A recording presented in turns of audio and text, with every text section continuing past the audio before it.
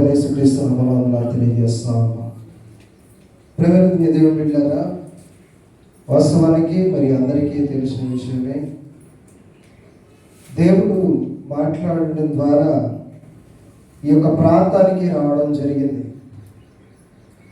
మరి నేను ఎలా రక్షించబడ్డాను అని అంటే, వాస్తవానికి నేను క్రైస్తవ సంస్థలో చదువుకున్నటువంటి వాడిని. నా తల్లిదండ్రులు మోతి మండలం సిరికొండ గ్రామము, ఒకప్పుడు నల్లగొండ జిల్లా, ఇప్పుడు సూర్యాపేట జిల్లా. వారు నన్ను కనిన 3 సంవత్సరాల తర్వాత నాకు తెలియకుండానే మా బంధువు అయినటువంటి మా మేనత్త భర్తతో, అంటే మా మామతో హైదరాబాద్ వెళ్ళడం జరిగింది. వాస్తవానికి నేను ఏదో చూడాలి, ఏదో ఆశతో వెళ్ళాను. కానీ వాళ్ళు అక్కడికి వెళ్ళిన తర్వాత నన్ను ఒక సంస్థలో చేర్చి అక్కడ క్రిస్టియన్ స్కూల్లో నన్ను చదివించాను. నిజానికి చదువు అంటే చాలా ఆసక్తి ఉండేది. ఫ్రెండ్స్ అంటే కూడా చాలా ఆసక్తితో ఉండేవాళ్ళు. అందరితో కలిసిమెలిసి జీవిస్తూ చిన్న చిన్నగా సండే స్కూల్ అని చర్చెస్ అని వెళ్తూ అక్కడ చాలా యాక్టివ్గా వర్క్ చేసేవాళ్ళు. తర్వాత నాకు చదువు 10th అయిపోయిన తర్వాత ఇంటర్మీడియట్ చదవాలని అనుకున్నాను. కానీ పాలిటెక్నిక్ డిప్లొమాలో జాయిన్ అయ్యి మెకానికల్ ఇంజనీరింగ్ చేశాను. 3 years కోర్స్ అయిన తర్వాత ఇంట్లో ఎకనామికల్ ప్రాబ్లం వల్ల ఆ కోర్స్ని, అంటే ఇయర్ అయిపోయిన తర్వాత కంటిన్యూ చేయకుండా, బ్యాక్లాగ్స్ రాయకుండా ఏదైనా ఒకటి చేయాలి అనేసి నేను ఆ విధంగా చదువులు మార్చి మరలా ఓపెన్ డిగ్రీలో హిందీ లిటరేచర్ చేశాను. అదే సమయంలో నాకున్న చిన్నప్పటి నుంచి ఉన్నటువంటి యాక్టివిటీ ఏంటిది అంటే, అయితే టీచర్ అవ్వాలి లేదా పోలీస్ అవ్వాలి అన్నది నా యొక్క ఎయిమ్. ఎందుకంటే నాకు పోలీస్ యొక్క డిపార్ట్మెంట్లో ఎన్ని లుసుకులు ఉంటే తెలియదు, కానీ వాటిలో ఉన్నటువంటి లా అండ్ ఆర్డర్ అంటే నిజాయితీ, కష్టపడేటువంటి తత్వం, అందరికీ సేవ చేయాలి, మేలు చేయాలి అనేటువంటి ఒక ఆలోచన ఉండేది.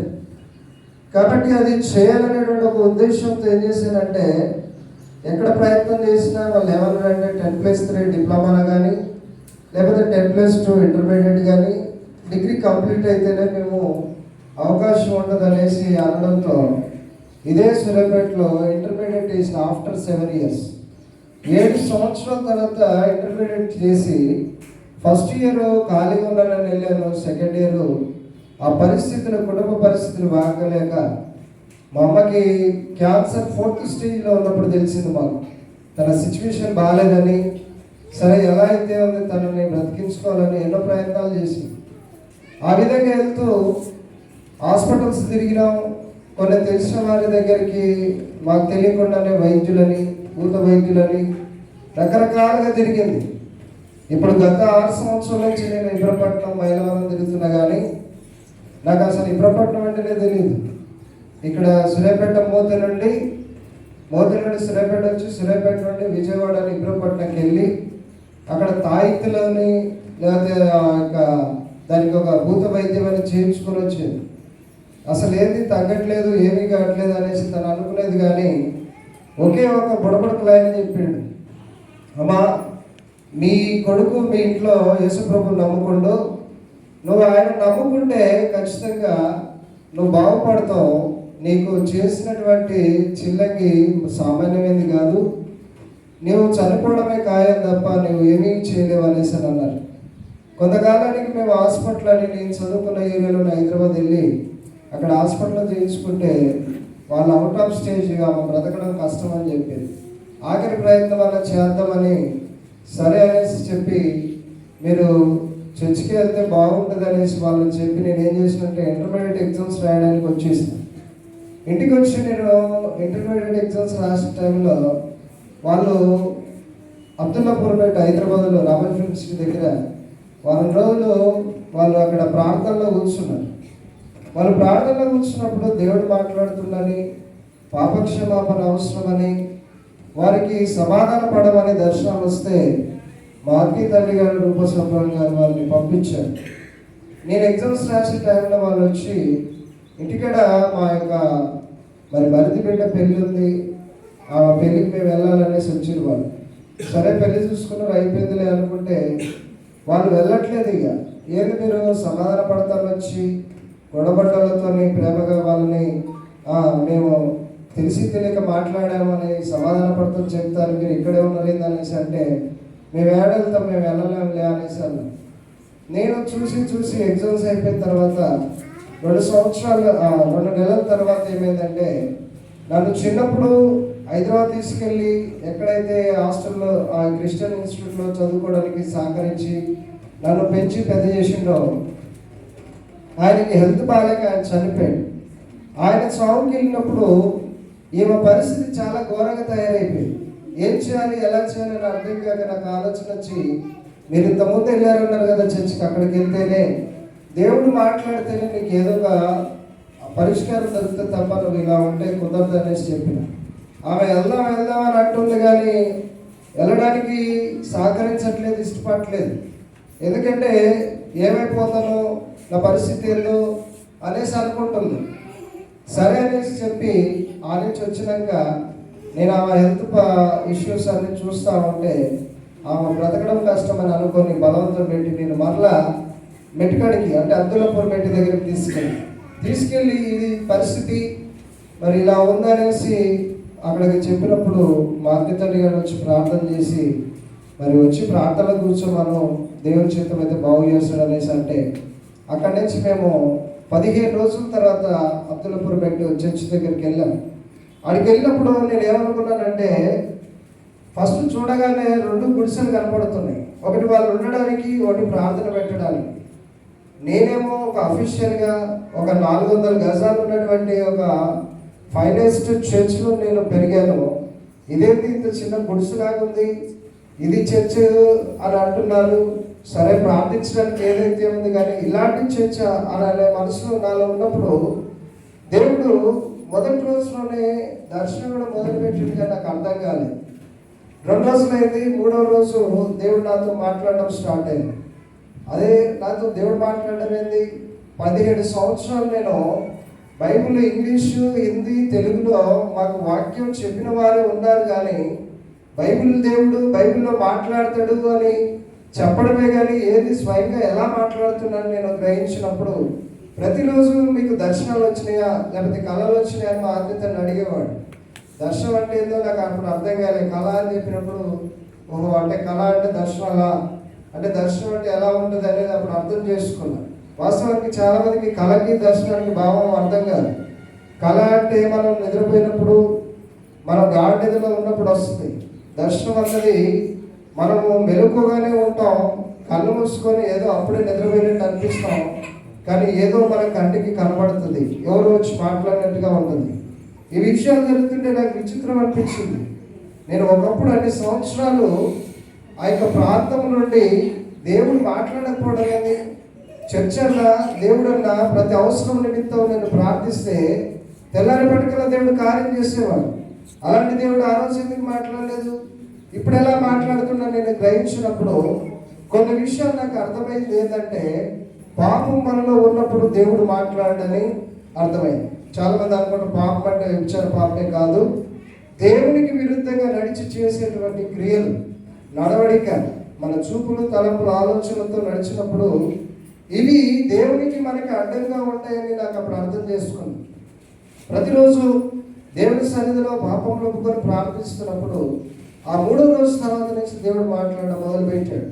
నేను అడిగినప్పుడు నేను మా అమ్మ గురించి ప్రార్థన చేస్తుంటే ఆయన అనేది కానీ నువ్వు నా సేవ చేయాలనేది. ఇప్పుడు సమాధానం విరుద్ధంగా అంటే వ్యతిరేకంగా వస్తే ఏం చేస్తాం మనం? ఎవరినైనా మనం ఏదైనా అడిగితే అది కాదు నువ్వు ఇది ఇయ్యానంటే ఏమనిపిస్తుంది? అరే నా అవసరం నిమిత్తం నేను ఆయన అడిగితే ఆయన నా దగ్గర ఏముంది అది అంటాడు ఏందని, అంటే మన అవసరం తీరకుండా అవతల వ్యక్తికి మనం ఏమేమి వెళ్ళాం, ఏమీ ఇయ్యలేము. అలాగే నేను అనుకుంటా ఉన్నా. 15 రోజులైంది.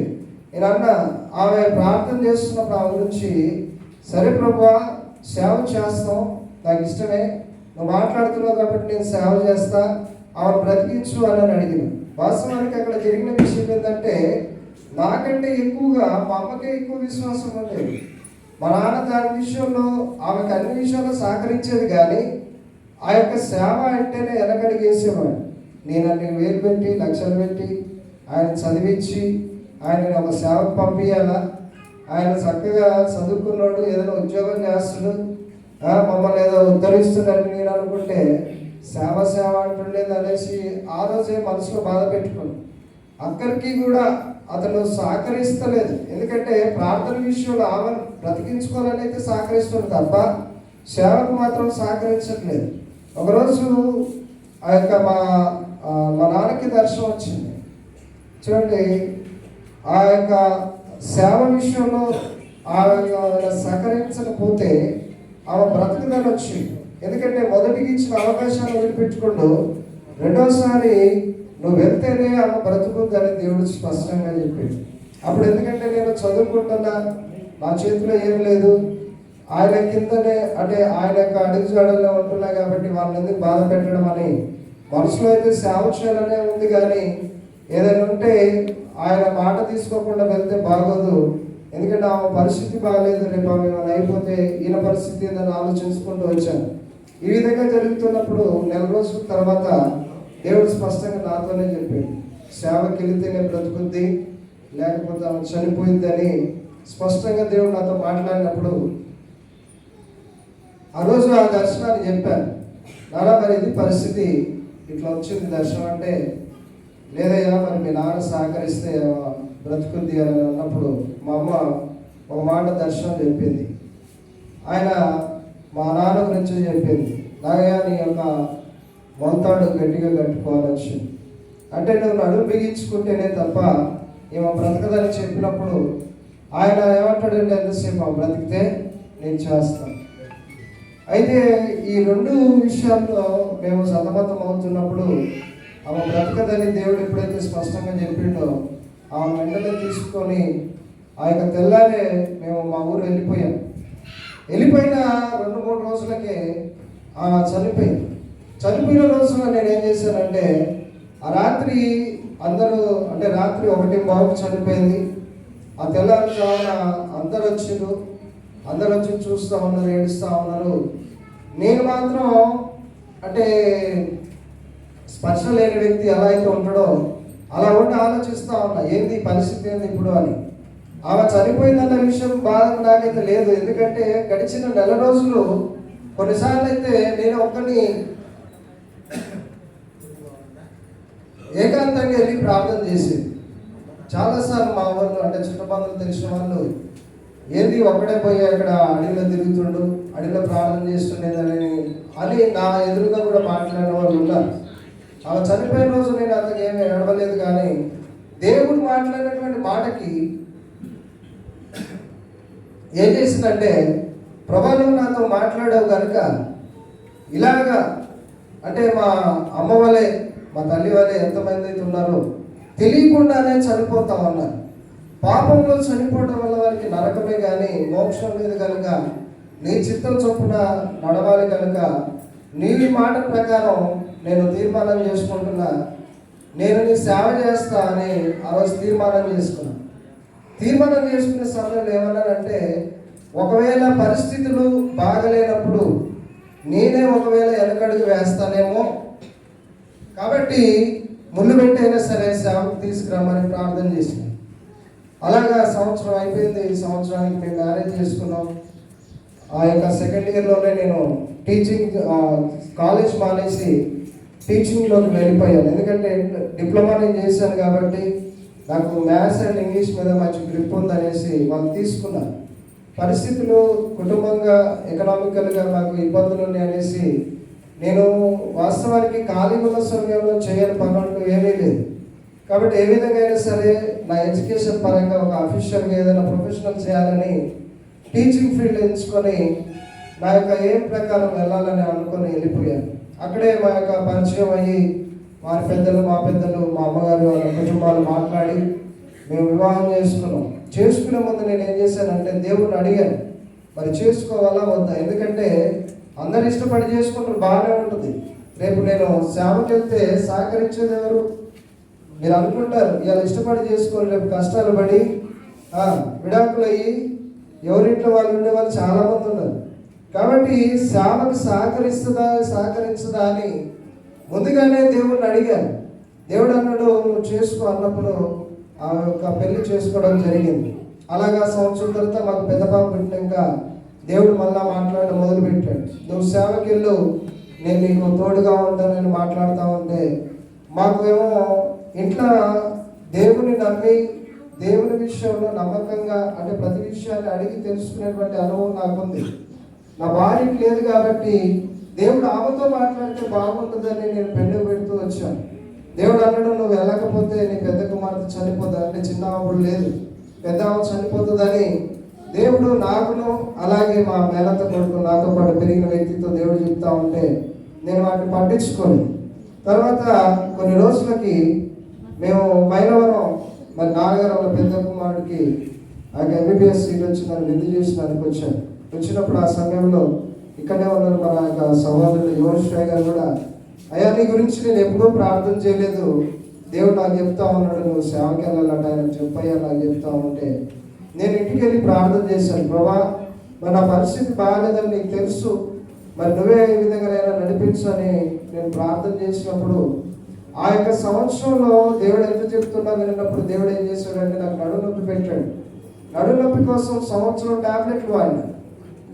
ఎన్నిసార్లు రకరకాల టాబ్లెట్ మార్చినా తగ్గట్లేదు. మరి నీకు తెలుసు కదా, మరి నీకు తెలిసి కూడా నువ్వు నాకు ఈ విధంగా ముళ్ళు పెట్టావు అని అంటే నువ్వు సేవకి వెళ్తే నీకు అన్ని సెట్ అయితే అని దేవుడు చెప్తున్నప్పుడు నేను ఒకటే అన్నా, నీ సేవ చేస్తే కానీ నాకు ఈ నడుము నొప్పి తీసి అనేసి ప్రార్థన చేసి ఆ రోజు నుంచి టాబ్లెట్ వేయడం మానేసినాం. ఎప్పుడైతే అది జరిగిందో తర్వాత మేము చిన్నగా ఏ విధంగానైనా సరే సెటిల్ అవ్వాలని మళ్ళీ ఏం చేసిందంటే వివాహమైన 3 సంవత్సరాలకి నేను హైదరాబాద్ వెళ్ళి అక్కడ సెటిల్ అవుదాం అనేసి అనుకున్నాను. అయితే దేవుని యొక్క మాట నాకు జ్ఞాపకం ఉంది, ఆయన సేవ చేయాలి కనుక పరిస్థితులను బట్టి సేవకి వెళ్ళొచ్చు అని అనుకుంటే దేవుడు అక్కడికి వెళ్ళాక నేను చదువుకున్న స్కూల్లోనే నేను టీచర్గా జాయిన్ అయినాను. నాకు టీచింగ్ చేసినటువంటి టీచర్సే నాకు సుపీరియర్గా ఉన్నారు, అంటే నాకు పెద్దలుగా ఉన్నారు. అందులో నాకు ఇంగ్లీష్లో చెప్పినటువంటి టీచరు ఆ స్కూల్లో ప్రిన్సిపల్. ఆమె నన్ను ఇంటర్వ్యూ చేసింది. అందరినేమో క్లాస్ రూమ్లో పెట్టి ఇంటర్వ్యూ చేస్తే నన్నేమో ఆఫీస్ రూమ్లో పెట్టి ఇంటర్వ్యూ చేసింది. అంటే నా స్టూడెంట్ ఎలా ఉన్నాడో తెలుసుకోవాలి, ఎందుకంటే క్లాస్ రూమ్లో ఉన్నటువంటి ఆ యొక్క టీచింగ్ ఫీల్డ్ ఎలా ఉంటుందో ఆఫీస్ రూమ్కి వెళ్తే ఎలా ఉంటుందో చాలా మందికి డిఫరెన్స్ ఉంటుంది. ఎందుకంటే ఎంతటి వ్యక్తి అయినా బయట ఎంతైనా మొత్తుకుంటాడు, ఆఫీస్లోకి వచ్చి కూర్చోండి మాట్లాడదామంటే ఆయనకు వచ్చి సైలెంట్ అవుతాడు. అలాగే ఆమె ఏం చేసిందంటే కావాలని నన్ను ఇంటర్వ్యూ చేసింది. ఇంటర్వ్యూ చేసినప్పుడు నేను స్కిల్స్లో ఆ యొక్క మాట్లాడే విషయంలో కానీ ఆ ఇచ్చినటువంటి టాస్క్ విషయంలో కానీ నేను చెప్పినప్పుడు ఆ విధంగా చేసినప్పుడు ఆ వెంటనే అపాయింట్ చేసింది. ఇంకొక మనిషిని అడగకుండా, అంటే వాళ్ళు ఆ గంట పెద్ద చేరుదాన్ని అడగకుండానే ఇలా మనకు సెట్ అవుతాడు అనేసి సెలెక్ట్ చేసి నన్ను అపాయింట్ చేసింది. అపాయింట్ చేసిన 20 డేస్కే దేవుడు అన్నాడు నువ్వు ఖచ్చితంగా సేవ చేయాలి అనేసి బలవంతం పెడతా ఉన్నాను. నేను స్కూల్కి వెళ్తా ఉంటే ఇవాళ భయం వేసింది, ఇలా ఉంటేనే నేను అట్లుంటా లేకపోతే నాకు ఏమవుతుందని. అప్పటికి నేను ఆ 20 రోజుల్లో 3 సార్లు ఇంటికానే అనేసి ఏం చేయాలి ప్రభావం చెప్పుకోవాలని అంటే దేవుడు అన్నాడు నా మాటలో ఆయన స్కూల్ మానేసి ఇంటికాడికి వచ్చి ఆడ ప్రాంతంలో కూర్చున్నాం. 2 నెలలు కూర్చున్నప్పుడు దేవుడు ఆమెతో మాట్లాడి సేవ చేయాలని చెప్పినప్పుడు మేము ఆ సేవ కోసం ఒప్పుకొని ప్రార్థన చేస్తూ వచ్చాం. ప్రభావ మరి పరిస్థితి ఏంటి, మాకేమో అప్పులు ఉన్నాయి, ఇంకా కుటుంబంలో పరిస్థితి బాగలేకనే కదా మేము కదా అడిగి దేవుడిని అడుగుతున్నప్పుడు దేవుడు మాట్లాడుతూ వచ్చాడు. నీకెందుకు నేను సహాయం చేస్తాను, సరే నీకు సంవత్సరం సమయం ఇస్తానని దేవుడు నన్ను ప్రార్థన చేసినప్పుడు దేవుడు నాకు మాట్లాడిస్తే మళ్ళా నేను ఏం చేసినట్టే టీచింగ్ కానీ మళ్ళా వేరే స్కూల్లో అలా టీచింగ్ చేస్తున్నటువంటి సమయంలో సంవత్సరంగా దేవుడు అన్నాడు సమయం అయిపోయింది, ఎంతకాలం చేస్తాం అంతా నీ ఇష్టమేనా అని మాట్లాడాడు. ఎప్పుడైతే ఆ మాట మాట్లాడిందో నేను ఆ టీచింగ్ ఫీల్డ్ మానేశాను.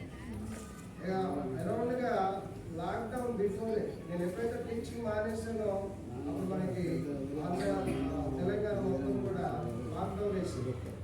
లాక్డౌన్ వేసిన టైంలో పరిస్థితి బాగాలేదు. లాక్డౌన్ నా యొక్క 40 days ఫాస్టింగ్ రెండు ఒకేసారి స్టార్ట్ అయింది. అది యావరేజ్గా 56 days ఉంది. 40 days ఫాస్టింగ్ ఉన్నప్పుడు దేవుడు మాట్లాడుతూ వచ్చాడు. ప్రతి విషయాన్ని కూడా నాకు తెలియజేస్తూ వచ్చాడు.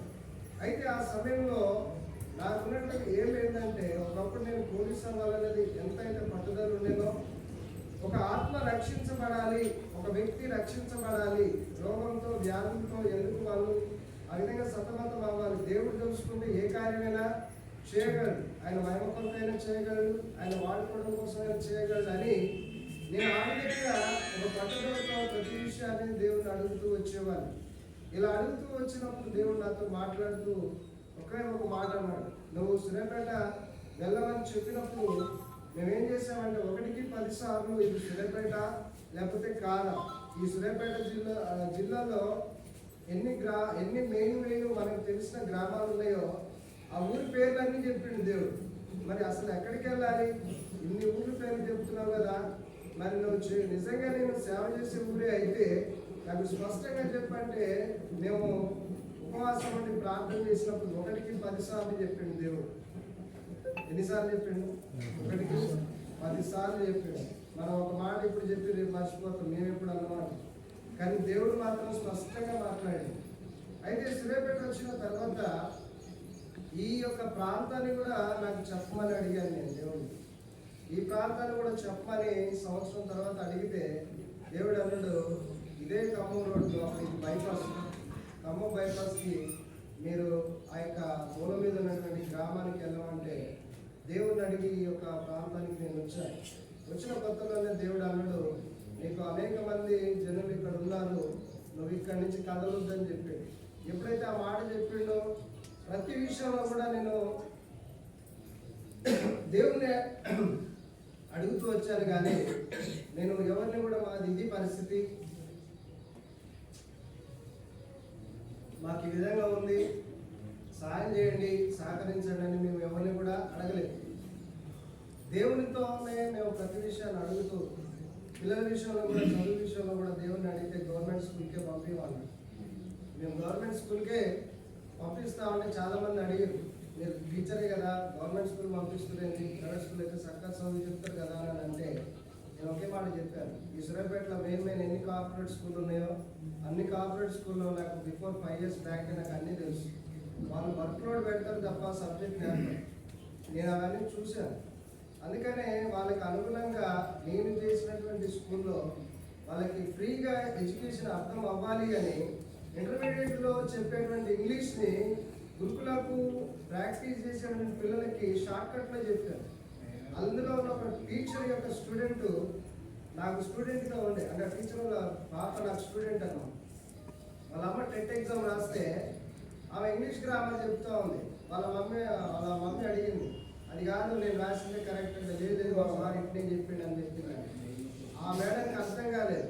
తెల్లారి ఆమె కీ చూసుకుని పేపర్ ఈరోజు ఎగ్జామ్ రాసింది తెల్లారి కీ రాగానే చూసుకోగానే ఈ పాప ఏ అయితే ఆన్సర్లు చెప్పిందో అవే ఆన్సర్లు యాజ్ తీసుకున్నాయి. అసలు ఇది ఇంత ఎట్లా సాధ్యం అనేసి ఆ 4th క్లాస్ అమ్మాయిని అడిగితే వాళ్ళ సారే చెప్పిండు అనేసి అంటే ఆమె ఒకటే బతిలాడింది, సార్ మీరు ఒక 2 years వరకు మీరు ఈ యొక్క స్కూల్లో వదిలిపెట్టద్దు, ఈ 2 years మా పాపలు అవడే పెట్టినట్టు నేను బతిలాడుతుంటే నేను అదే టైంలో సేవ కోసం ఎదురు చూస్తా ఉన్నాను.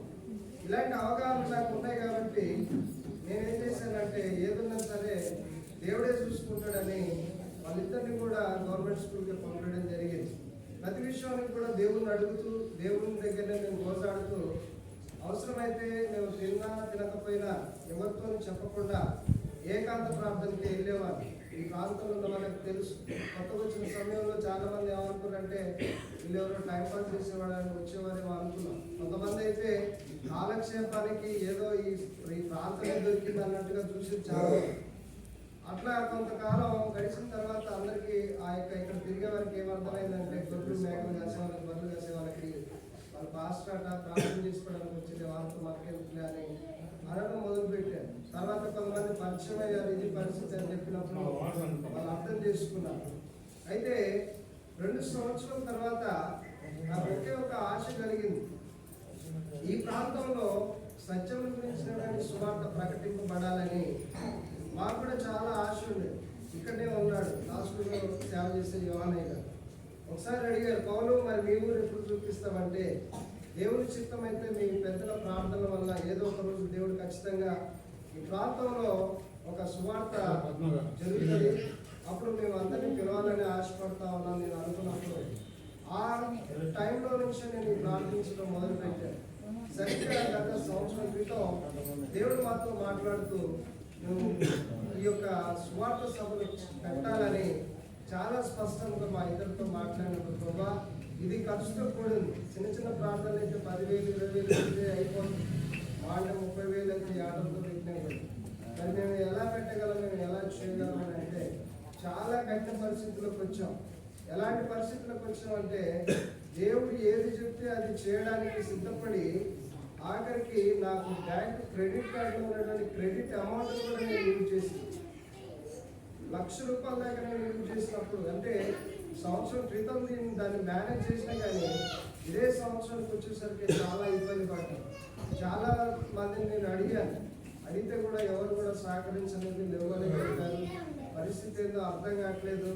దేవుని అడుగుతూ వచ్చినప్పుడు నాకు కొన్ని దర్శనాలను బట్టి దేవుని దగ్గరనే దేవుడు చెప్పినట్టు చేసినప్పుడు మరి క్రీస్తు ప్రేమ సహవాస అధ్యక్షుడు మరి నాన్నగారు నా దగ్గర అయితే లేవయ్యా, నేను ఇప్పించలేను, నేను ఇప్పించి చాలా ఇబ్బందులు పడ్డానని అంటే, అడిగిన వాళ్ళంతా కూడా నన్ను ఈ విధంగా అన్నారు, నాన్న నా పరిస్థితి బాగాలేదు, మరి ఈ విధంగా ఉంది, వాళ్ళ ఇంటి చుట్టూ తిరిగిపోతున్నారు అని అంటే అన్నాడు, మరి చూద్దాం ఏదైతే మరి ప్రయత్నం అయితే చేద్దాం అన్నట్టు మాట్లాడినప్పుడు కనీసం మేము 10 రోజులు నా చుట్టూ తిరిగాం.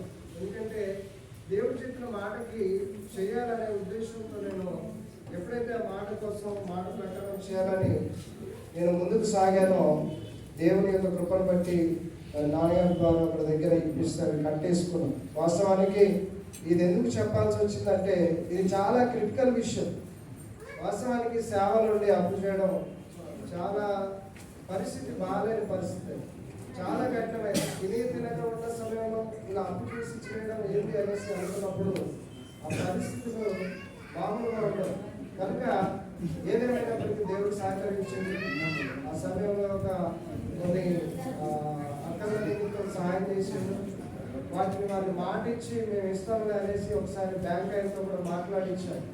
అదే సమయంలో మా చెల్లెలతో కూడా మాట్లాడి కొంత అమౌంట్ మేము బతిలాడి అడిగినప్పుడు ఇది పరిస్థితిలో ఉందనేసి బ్యాంకు వాళ్ళు ఇంటి చుట్టూ తిరుగుతున్న ఇబ్బంది ఉంది అన్నప్పుడు మా చెల్లెగాళ్ళు కూడా సహకరించారు. వాటిని అలా మాకున్నటువంటి అప్పులన్నింటినీ కట్టేసి ఉన్న కొంత అమౌంట్ చేతిలో పెట్టుకొని గత 2 నెలల నుంచి దేవుడు అంటా ఉన్నాడు, ఈ యొక్క సువార్త సభలు పెట్టమని అంటా ఉంటే నేను నాన్నగారితో మా అత్యంతని మరి చెప్తూనే వచ్చాను. దేవుడు ఏ విధంగా సహాయం చేస్తున్నప్పుడు ఒక 15 రోజుల క్రితమే దేవుడు యొక్క డేట్లు పెట్టడానికి మరి నాన్నగారి ద్వారా మరి యొక్క మార్కెట్ తండ్రి ద్వారా మరి అలాగే మార్కెట్ తండ్రి కార్మికుల సహకారం ద్వారా కూడా ఈ యొక్క సహకారాన్ని అందించడానికి దేవుడు సహాయం చేశాడు. ఏదేమైనప్పటికీ నేను ఎస్టిమేట్ చేసిన ప్రకారం యావరేజ్గా చూసుకుంటే అబౌవ్ 1 lakh అవుతా ఉంది.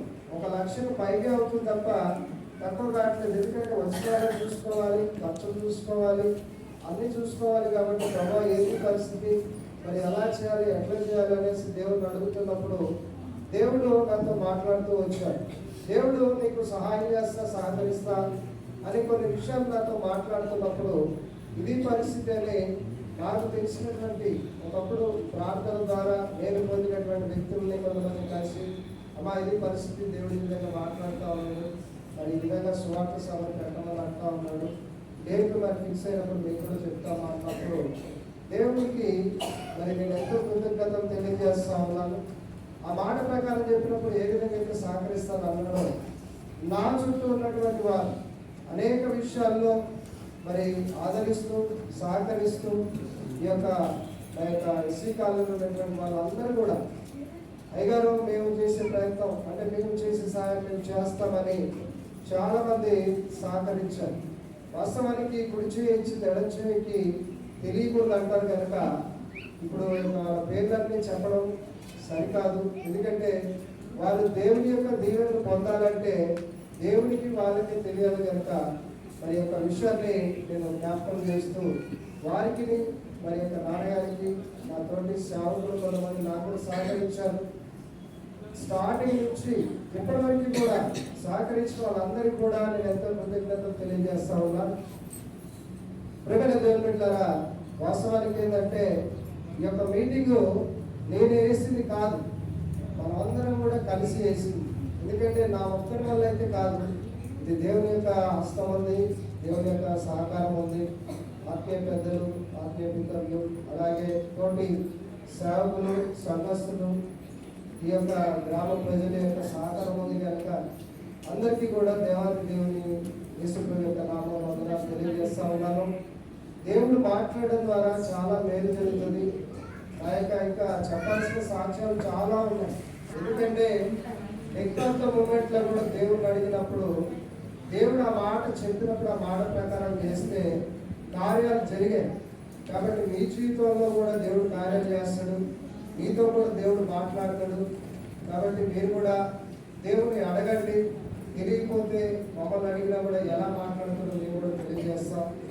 ఎందుకంటే మొదట దేవుని నీతిని, రాజ్యాన్ని వెతకండి. అప్పుడే దేవుని యొక్క చిత్తాన్ని బట్టి, దేవుని కృపను బట్టి దేవుడు మన ప్రతి అవసరతను తీరుస్తాడు.